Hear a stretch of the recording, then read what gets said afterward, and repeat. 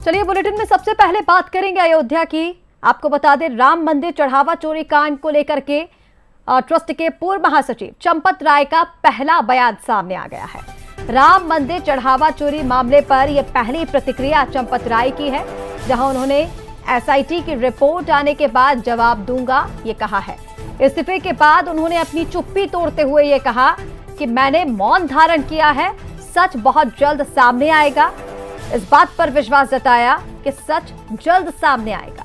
झूठे आरोप लगाए जाने का दावा चंपत राय ने किया।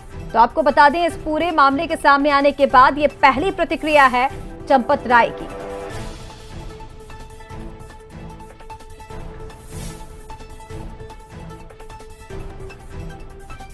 तो आपको बता दें, राम मंदिर चढ़ावा चोरी कांड को लेकर के ट्रस्ट के पूर्व महासचिव चंपत राय का यह बयान, जहां उन्होंने कहा कि बहुत जल्द सच सामने आएगा।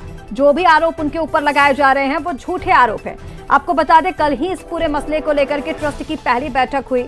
उस बैठक में चंपत राय का इस्तीफा मंजूर ये कहते हुए किया गया कि ट्रस्ट के संविधान के अनुसार जिस वक्त त्याग पत्र दिया जाता है वो तभी स्वीकार हो जाता है, और ऐसे में इस इस्तीफे के स्वीकार होने के बाद चंपत राय का यह पहला बयान था।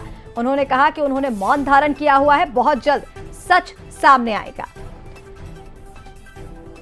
इसी पर और ज्यादा अपडेट्स के लिए हमारे सहयोगी विशेष संवाददाता आलोक राय हमारे साथ लाइव जुड़ गए हैं।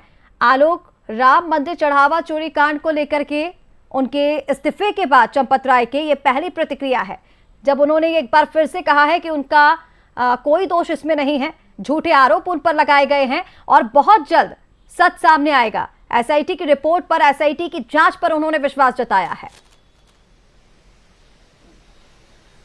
बिल्कुल ऋषिका, कल ही जो है मंदिर ट्रस्ट की बैठक हुई थी, जिसमें चंपत राय और अनिल मिश्रा का इस्तीफा मंजूर हुआ था। हालांकि ये दोनों लोग बैठक में शामिल नहीं हुए थे और लगातार विवाद हो रहा था, लगातार उंगलियां भी उठ रही थी। कहीं न कहीं इन दोनों लोगों पर, खासकर चंपत राय महासचिव थे, सबसे महत्वपूर्ण भूमिका में थे। लेकिन आज उनका एक बयान आया है, हाथ से लिखा हुआ एक पत्र सोशल मीडिया अकाउंट से जो चंपत राय का, उसे शेयर किया गया, जिसमें उन्होंने राम भक्तों के नाम चंपत राय की पाती लिखते हुए शुरू किया। और उन्होंने कहा कि 7 जून 2026 को राम मंदिर परिसर के जो दान पात्र, उनकी गणना के समय से ही उनके ऊपर तमाम आरोप लगाए जा रहे हैं, अनर्गल प्रचार किया जा रहा है मंदिर के दान राशि की चोरी के संबंध में। उन्होंने ये भी कहा कि मैंने मौन धारण कर लिया है और समय आने पर मैं इसका जवाब दूंगा, क्योंकि उन्होंने जिस तरह से उस पत्र में लिखा है कि मेरा 45 वर्षों का जो प्रचारक का जीवन है खुली किताब की तरह है। साथ ही उन्होंने कहा कि मैं 1991 में संगठन द्वारा अयोध्या भेजा गया था और सभी लोग जानते हैं।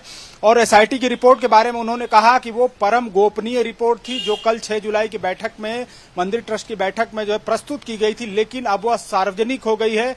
और साथ ही उन्होंने कहा कि मैं आश्वस्त करना चाहता हूं कि मैं इन सभी बिंदुओं पर क्रमानुसार जवाब दूंगा। समय आने पर जब एसआईटी की अंतिम रिपोर्ट आ जाएगी, प्रस्तुत हो जाएगी, उसके बाद वो बोलेंगे। तो कहीं ना कहीं माना जा रहा है कि चंपत राय ने अपनी प्रतिक्रिया दी है, क्योंकि जिस तरह से सार्वजनिक हुई है जो एसआईटी की गोपनीय रिपोर्ट थी, कल ट्रस्ट की बैठक होने के बाद वो रिपोर्ट सार्वजनिक हो गई है, उसमें जो है कहीं भी चंपत राय के ऊपर कोई आरोप नहीं है, चंपत राय के खिलाफ कोई बात नहीं कही गई है। अनिल मिश्रा को जरूर जिम्मेदार माना गया है और तमाम लोगों को जिम्मेदार माना गया है। कार्रवाई की बात कही गई, कुछ सुधारों के कदम उठाने की बात कही गई है, लेकिन चंपत राय का कहीं कोई जिक्र नहीं है। हालांकि इस्तीफा स्वीकार करना न करना ऐसा कोई ऑप्शन ही नहीं था, क्योंकि जो ट्रस्ट का संविधान है उसके बारे में यही जानकारी सामने आई थी कि उसमें ऐसा कोई ऑप्शन ही नहीं है, त्याग पत्र देने के समय से ही इस्तीफा माना जाएगा।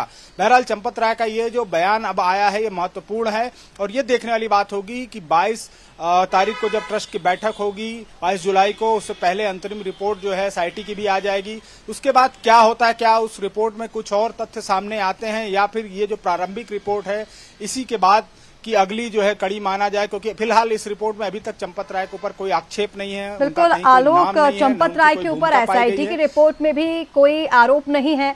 कल जो प्रेस कॉन्फ्रेंस की गई बैठक के बाद, उसमें भी ये कहा गया कि चंपत राय का इसमें दोष नहीं है। वो उन्होंने इस हिसाब से इस्तीफा दे दिया कि उन्हें लगा कि जो गलत हुआ है उसके बाद उन्हें इस पद पर नहीं बने रहना चाहिए। हालांकि तमाम चीजें सामने आई, चंपत राय भी ये कह चुके हैं कि उनका दोष नहीं है और अभी भी वो ये दावा कर रहे हैं कि झूठे आरोप उन पर लगाए गए। लेकिन देखना होगा कि सच कब तक सामने आता है, कौन इसमें दोषी है, किस पर कार्रवाई होती है। बहुत शुक्रिया आपका हमारे साथ जुड़ने के लिए।